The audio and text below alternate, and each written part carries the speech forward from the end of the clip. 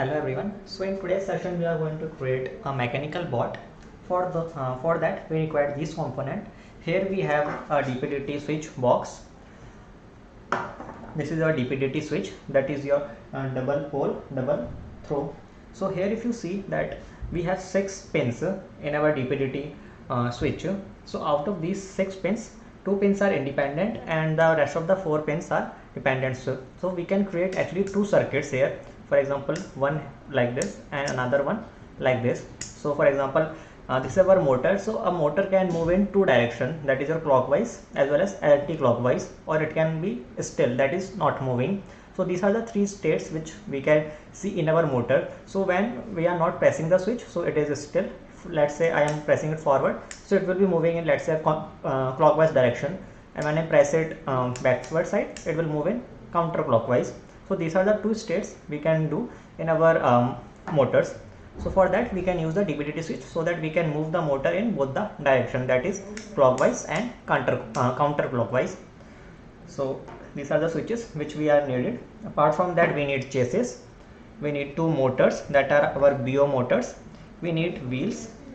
Here we also have a caster wheel, that is our free wheel, which can move in any of the direction like this.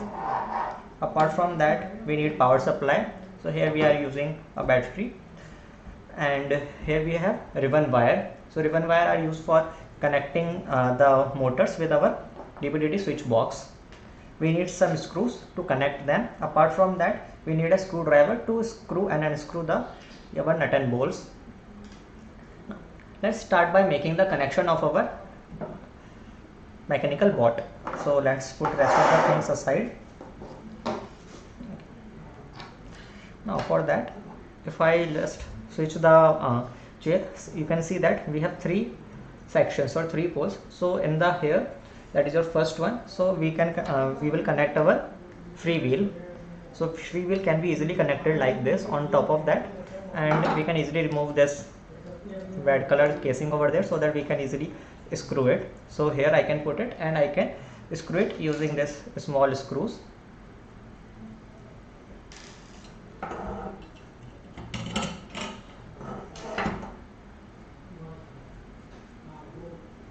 So we need 3 screws, as we have 3 holes in our free wheels.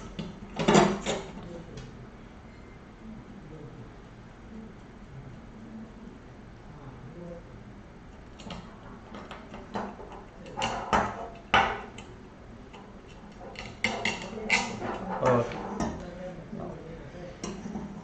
Let's connect them so that they are not loose.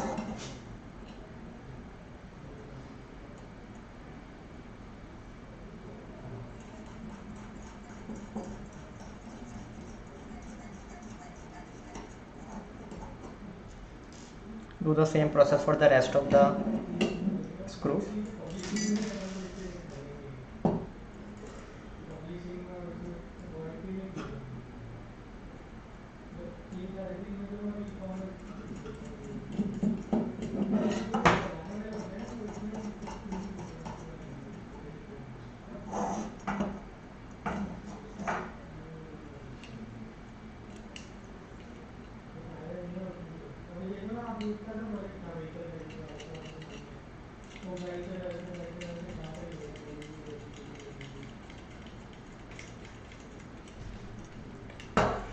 You can use a screwdriver to tighten the screws.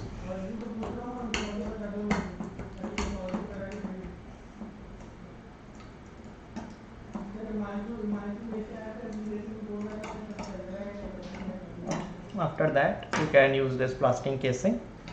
Okay, so now we have easily attach or mount the free wheel like that. Now what we have to do, we have to mount this motor, that is our BO motor.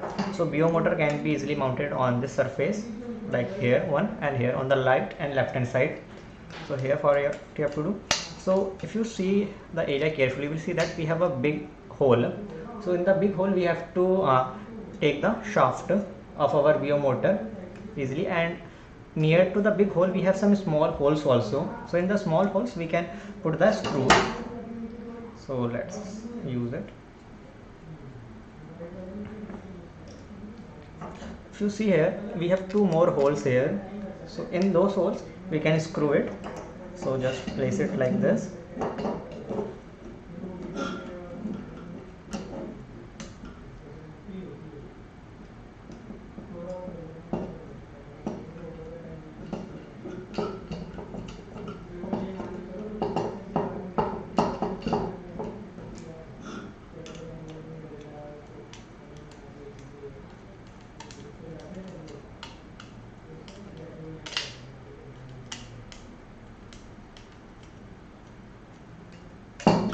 Do the same for the another screw.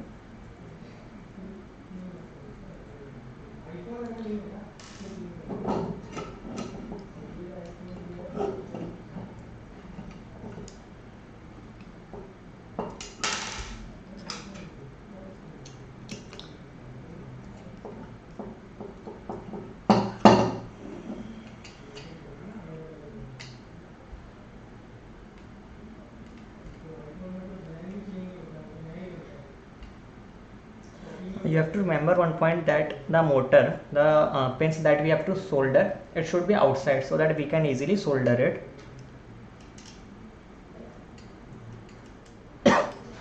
So as you can see that we have easily mounted a single motor here. So now what we have to do, we have to do the similar process for our another motor. So here you can see we have another motor, so we have to mount this motor on this opposite side like this by repeating the same process. Now after that, when we mount it, our board has been completed, construction wise it has been completed. What we have to do after that, we have to connect the wires. So let me mount the connection of it also by the screws. Now here if you see carefully, that we have mounted both of the motors and the free wheel also. Now if I attach the wheel on both of the sides, now here you can see that our board has been constructed easily and it can move in any direction because we have a free wheel as our first wheel. So this is our basic board construction. Now in our upcoming session, what we are going to do, we are going to use the DP/DT switches. Here we are going to use only two switches because we have only two motors, that is a left and right motor. So we are going to use two motors to control them with the help of a battery box. So the process is, we are going to provide the power supply. So let me just go through the process. Provide the power supply to our battery box, which is connected to our switches, and switches will be connected to our motors. So when I press on the switches, let's say both of them as forward, so both the wheels will be moving in the clockwise direction, like they are moving forward. If I press both of them as backward, it will move in counterclockwise, so they are moving backward. Let's say I move the right one side as forward and this one is backward, so it will move towards the right hand side, or it is a right turn, and vice versa opposite. Like here I am pressing the top one and the bottom one on the right hand side, so it will be counterclockwise. So this is the process that we are going to do. We are going to need ribbon wires. So in the ribbon wires we need 4 wires. So here we have 5. So what we are going to do, let's remove the one extra wire that we have. Okay. So this is your ribbon wire. So what we are going to do, we are going to add 2 pairs. So these are the 2 pairs that we need. So one pair has 2 wires, so these 2 will be connected with our motor, let's say our left motor, and another 2 wire or the another pair will be connected to our another motor, that is, let's say, our right motor.